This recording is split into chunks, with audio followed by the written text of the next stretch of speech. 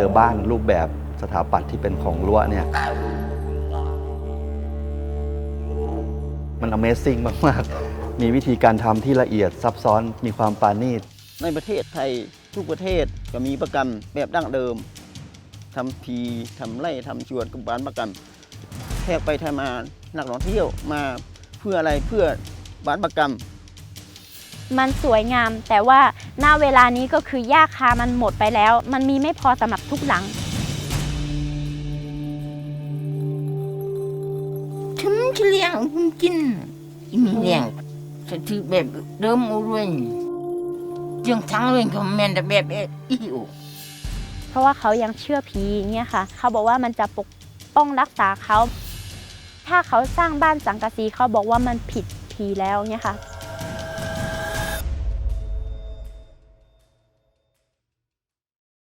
จังหวัดน่านเพชรงามของล้านนาตะวันออกเคยปกครองตนเองเรียกนครน่านมีประวัติศาสตร์ยาวนานโบราณสถานโดดเด่นที่วัดภูมินทร์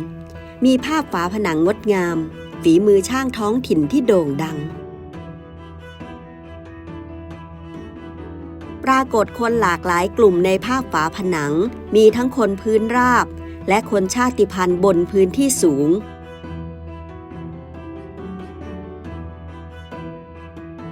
จังหวัดน่านมีคนบนพื้นที่สูงหลายกลุ่มที่มากที่สุดก็คือคนลัวภาพฝาผนังอายุนับร้อยปีเหล่านี้บันทึกเรื่องราวของผู้คนที่ปัจจุบันก็ยังคงดำเนินชีวิตในเมืองน่าน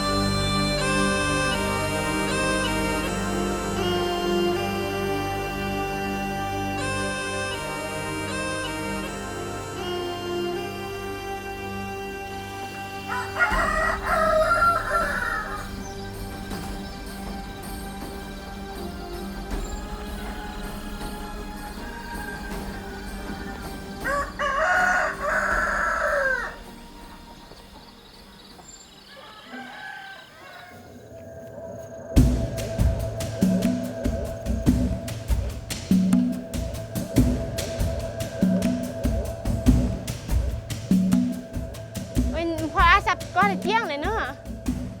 อันนี้จะเป็นกิจกรรมที่ติดตาม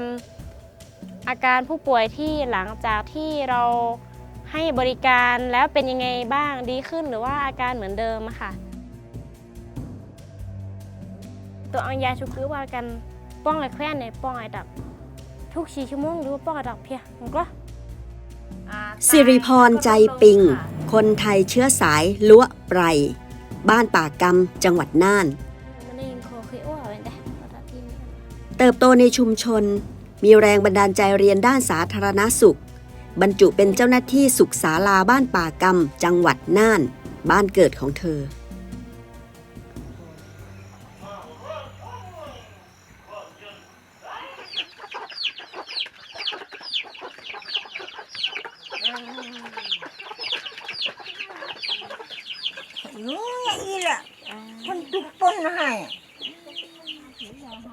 จังหวัดน่านมีคนพูดภาษาออสโตรเอเชียติกมอญเขมรหลายกลุ่มเช่นกลุ่มขมุมลาบลีและชาวถิ่นแต่คนถิ่นพอใจเรียกตนเองว่าลัวคนบ้านป่ากำเป็นลัวไพรค่ะ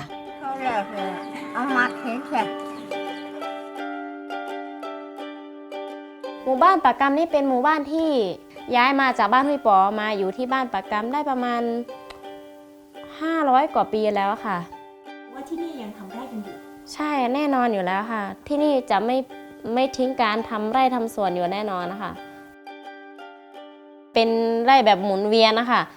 อีก2 ปีเราก็ต้องทำที่เดิมแล้วก็คือดินมันอาจจะไม่เหมาะกับการปลูกข้าวอะค่ะต้องไว้สักประมาณ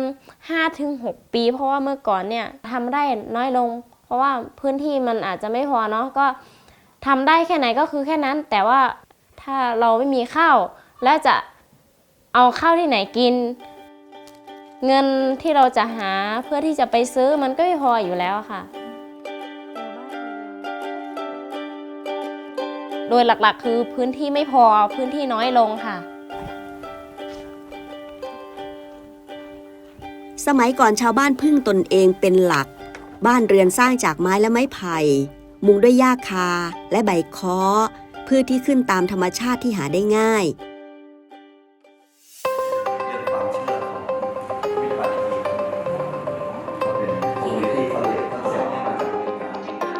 คุณสิทธิทัศน์ทิติกุลเกษมศักดิ์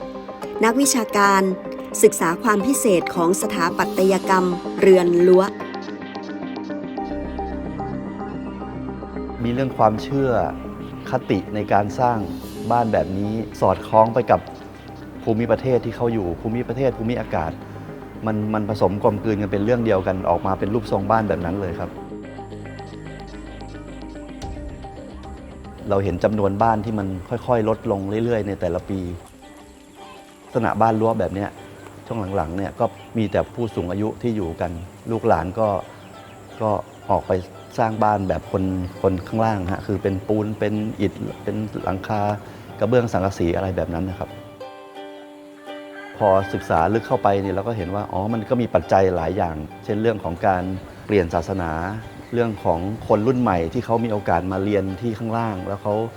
ได้เห็นชีวิตของคนในเมืองบางอย่างเขาก็เห็นว่ามันก็สะดวกดีนะ น่าจะสำคัญเหมือนกันก็คือเรื่องของความเปลี่ยนแปลงจากข้างนอกที่มันค่อยๆจะแทรกตัวเข้าไปในชุมชน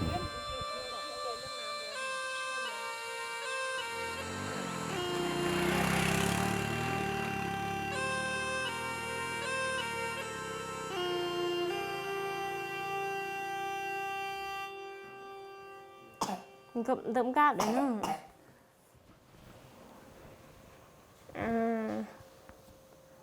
วัดไข้เนื้อนี้ไปเนี่ยเนอะ สิริพรในฐานะเจ้าหน้าที่สุขศาลาประจำชุมชน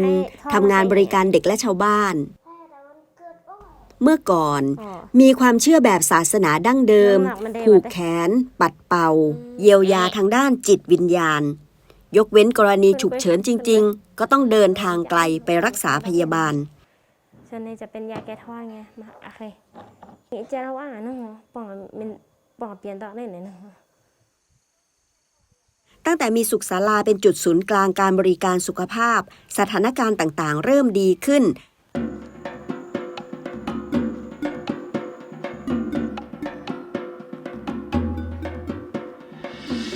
อันนี้ลาหวน qua khỏi cuộc này chấm đến đi nhìn thế này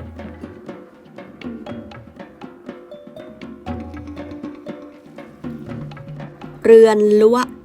ยกพื้นสูง ใต้ถุนเลี้ยงสัตว์ตำข้าวเก็บฟืน ขึ้นบันไดมาเป็นระเบียงกว้างขวางทำหน้าที่เป็นห้องรับแขกห้องนั่งเล่นและครัวไฟ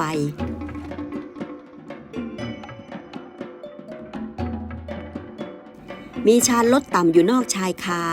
เป็นลานซักล้างตากและผิงแดด หลังคามุงหญ้าทำให้ลดความร้อน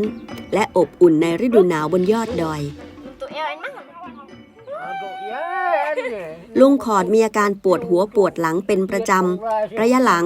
ปวดแขนเพิ่มขึ้นด้วย อีรอมันกันนาตีตัวอันมาเว้ยเมื่อก่อนเนี่ยไม่มียาก็เท่ากับไม่ค่อยได้เจ็บป่วยไม่ค่อยได้รักษาเหมือนตอนนี้ถึงแม้ว่าไม่มียารักษาแล้วส่วนมากถ้าไม่สบายหรือว่าไม่รุนแรงเขาก็จะทนเอาอะค่ะสักพักมันก็หายไปเองค่ะโอเคมพี่อ้วนปองยาเขาไม่ด้วย นี่เข้มเพียจีนี่นี่จะมัวหัวยาหัวเขาได้เหรอ แต่ถ้าเจ็บป่วยเกี่ยวกับความเชื่อเนี่ยกินยาตัวไหนก็ไม่ดีค่ะเราต้องไปแก้ที่ต้นเหตุเกี่ยวกับ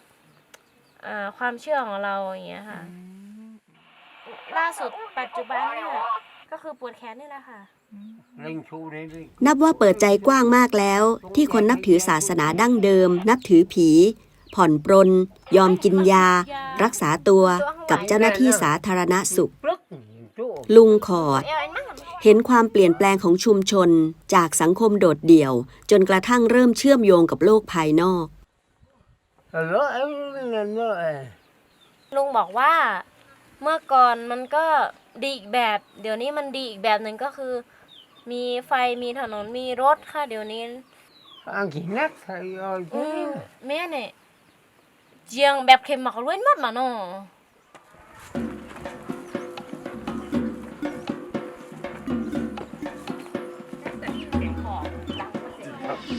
คนล้วเคร่งครัดมาก ไม่อนุญาตให้คนเข้าไปในบ้านถือว่าผิดผี อยู่เฉพาะบริเวณชานบ้านเท่านั้น รูปแบบบ้านต้องตรงตามจารีตทุกอย่าง รวมทั้งหลังคามุงหญ้าแบบดั้งเดิม แต่เมื่อไร่หมุนเวียนกลายเป็นป่าอนุรักษ์ พื้นที่ทำกินลดลง หญ้าคาน้อยลง แรงงานก็ไม่มี คนอยู่อาศัยบ้านแบบดั้งเดิม มีแต่ผู้อาวุโส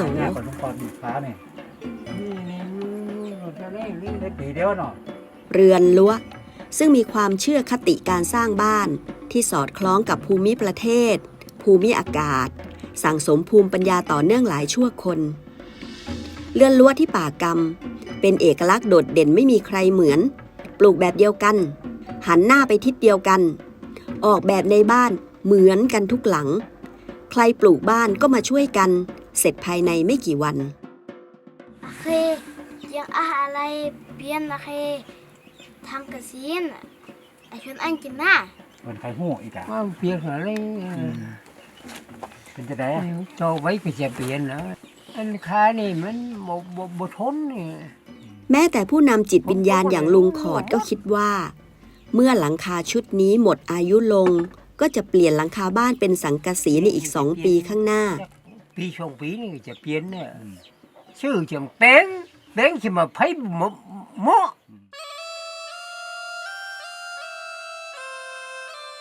เรือนรั้วซึ่งมาจากรากฐานทรัพยากร ความเชื่อ แรงงานกำลังเปลี่ยนไปอย่างรวดเร็ว จากเรือนรั้วงดงามดั้งเดิมที่โดดเด่นเรียงรายตามไหล่เขา ค่อยๆ กลายเป็นบ้านร่วมสมัยมากขึ้นเรื่อยๆ และอาจจะหายไปในไม่ช้า ความเปลี่ยนแปลงสำคัญอีกอย่างหนึ่งของรั้วป่ากรรมก็คือ การมาถึงของศาสนาคริสต์เมื่อไม่กี่ปีมานี้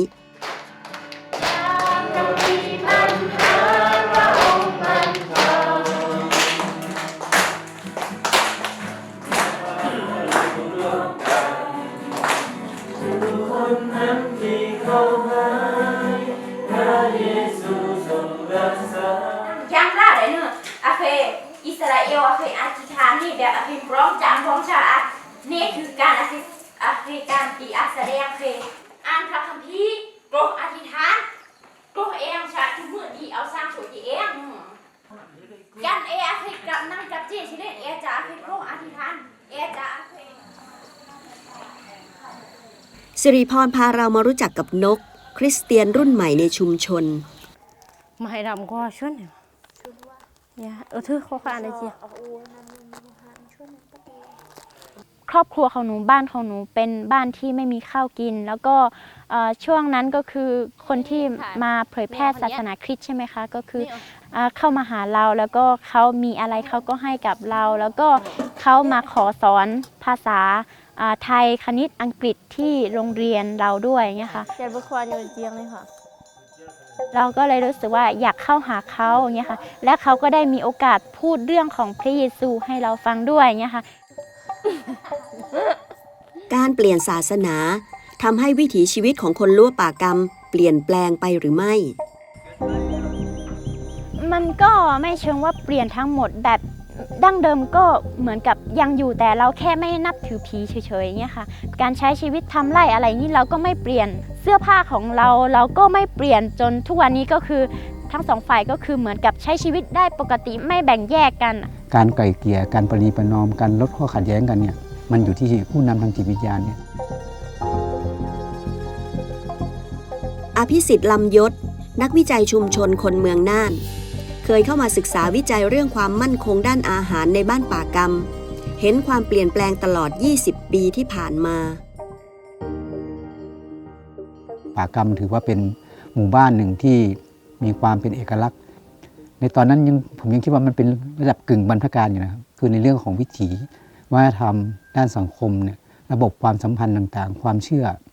มันยังเป็นแบบดั้งเดิมเป็นกึ่งบรรพการนะครับการประกาศเป็นพื้นที่อุทยานมันทำให้เห็นว่าการสิทธิในการเข้าถึง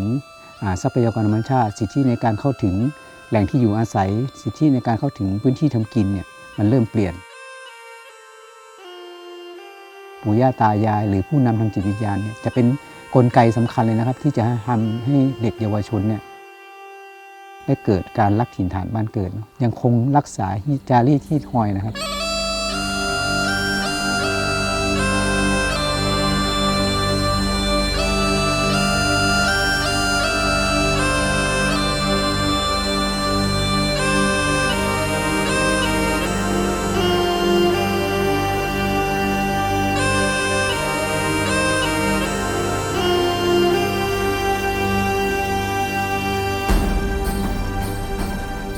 คนชาติพันธุ์ล้วไร บ้านป่ากำจังหวัดน่าน มีภาษาวัฒนธรรมความเชื่อดั้งเดิม นับถือผีและอำนาจเหนือธรรมชาติ มีภูมิปัญญาในการดำเนินชีวิต แม้เริ่มมีความเปลี่ยนแปลง นับถือศาสนาหลากหลายขึ้น แต่วิถีแบบจารีต พิธีกรรมต่างๆ ยังคงปรากฏ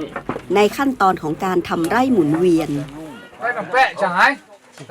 ไปน้ำแปะรัดนี่อันนี้กำลังเหมาะนี่ไอ้นี่แต่ว่าเป็นรัดเวลาไปข้ามใส่ไหปูนมาได้แต่ว่านี่กำลังหวานนี่ เด็กๆในชุมชนพาเราไปไร่ ซึ่งอยู่ไกลออกไปจากหมู่บ้าน หวานมากนะหรือว่า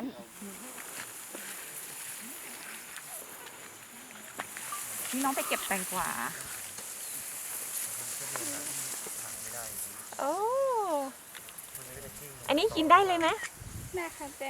ไม่แน่ใจมันจะออกหวานหรือออกเปรี้ยวราคาส่วนใหญ่จะปลูกข้าวค่ะแล้วก็จะเป็นพวกแตงฟักทองเผือกมันค่ะแล้วก็ช่วงนี้ก็จะเป็นช่วงที่เกี่ยวข้าวอันที่พันธุ์ที่มันสุกค่ะเพราะว่าหนูเห็นตั้งแต่เกิดเขาก็ปลูกแบบนี้กันค่ะระยะนี้เป็นช่วงเวลาแห่งการกำลังเก็บเกี่ยวในหมู่บ้านมีแต่ผู้อาวุโสและเด็กเล็กคนวัยทำงานใช้ชีวิตในไร่ข้าว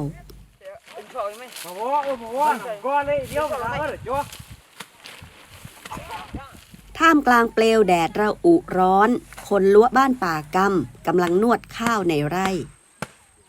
เมื่อเช้านี่ก็เกี่ยวไอ้ข้าวเนี่ยครับแล้วก็ตอนเที่ยงมาแล้วก็ไปเกี่ยวอีกไปเก็บแล้วก็นวดอีกที่หนึ่ง2 ที่ครับแล้วก็ตอนเย็นนี่ก็กลับมาแล้วก็จะนวดไอ้นี่ครับตอนนี้ที่ที่3นะครับ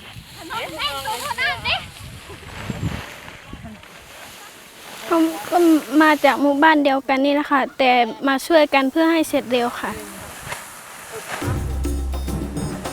ช่วยกันครับเพราะว่าเป็นพี่น้องกันนะครับ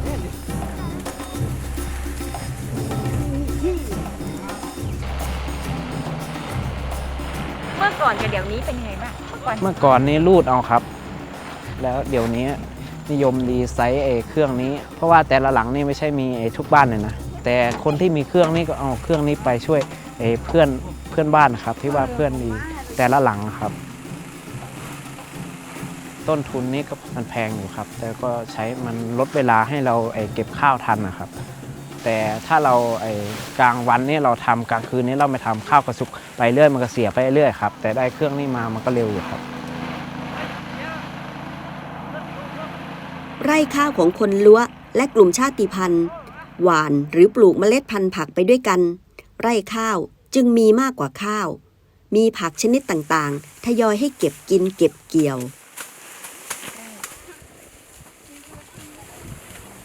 การเก็บเกี่ยวข้าววิธีดั้งเดิมก็คือรูดข้าวด้วยมือเป็นการเก็บเกี่ยวที่ประณีตส่วนใหญ่เป็นเชื้อพันธุ์ในฤดูกาลหน้าข้าวที่จะกินก็ใช้เคียวเกี่ยวเหมือนที่อื่นๆ ปีนี้ไม่พอกิน ปีที่ผ่านมานี่ได้7-80ปีนี้20ยังไม่ได้ ไม่พอกิน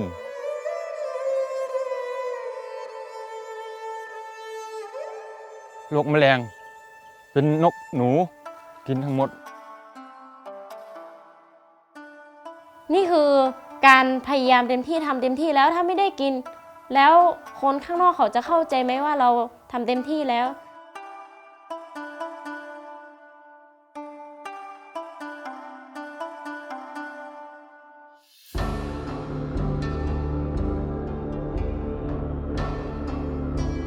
ความเหน็ดเหนื่อยจากการทำงานหนักตลอดฤดูกาลยังไม่สิ้นสุด หลังจากนี้ต้องเก็บข้าวของรื้อเถียงนา เข้าสู่ภาวะ พักให้ดินและป่า ฟื้นตัวอีกอย่างน้อย2 ปี จึงกลับมาปลูกข้าวอีกครั้ง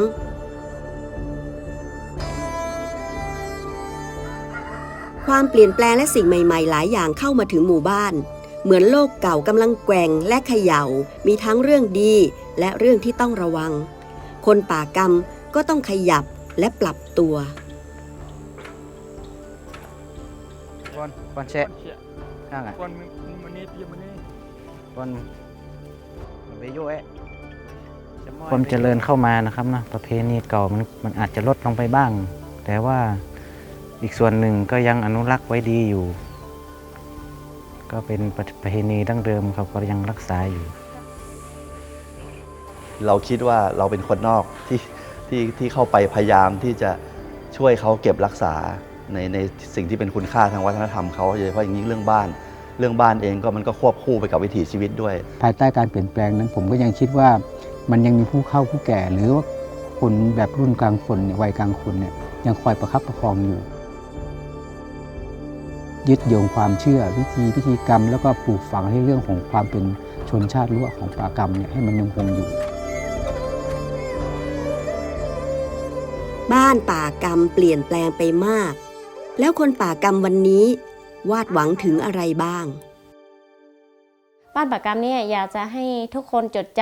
ำบ้านแบบเดิมเนาะแล้วก็อยากจะให้ทุกคนเห็นคือชุดรั้วค่ะ อยากจะให้อนุรักษ์สิ่งเหล่านี้เอาไว้แบบนี้นานๆนะคะถ้าเป็นไปได้